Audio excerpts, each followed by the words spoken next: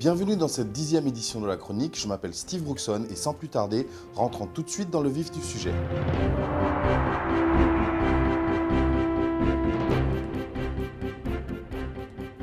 Aujourd'hui, nous allons parler du revenu de solidarité active, soit le RSA. Une personne de nationalité française âgée d'au moins 25 ans peut bénéficier du revenu de solidarité active si elle remplit un ensemble de conditions. Tout d'abord, l'âge. Vous pouvez présenter une demande de RSA si vous êtes français âgé d'au moins 25 ans. Il n'y a pas d'âge limite pour bénéficier du RSA. Toutefois, à partir de l'âge minimum légal du départ à la retraite, vous pouvez vous adresser à votre CAF muni des justificatifs de vos ressources des 3 derniers mois afin que votre situation soit étudiée car d'autres prestations peuvent être attribuées. Bien sûr, il y a l'activité. À moins d'être un parent isolé, vous ne pouvez pas prétendre au RSA si vous êtes élève, étudiant ou stagiaire d'entreprise non rémunérée. Vous ne pouvez pas non plus prétendre au RSA si vous êtes en congé parental, total ou partiel, en congé sabbatique, en congé sans solde ou en disponibilité.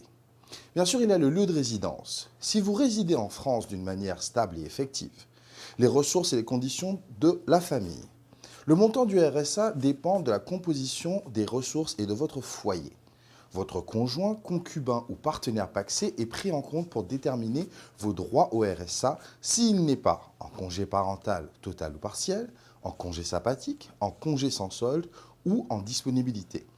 Vos enfants sont également pris en compte pour déterminer vos droits au RSA s'ils ouvrent des droits aux prestations familiales ou s'ils sont âgés de moins de 25 ans et sont à votre charge effective et permanente.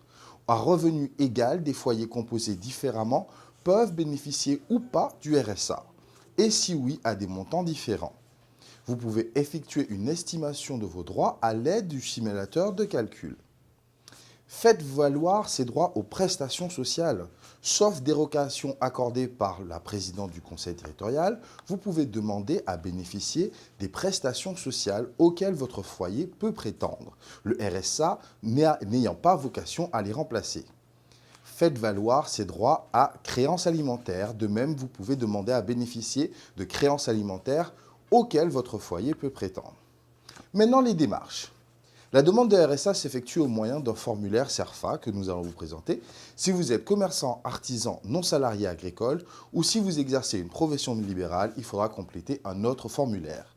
Bien sûr, pour toute demande, faites la demande auprès de la CAF.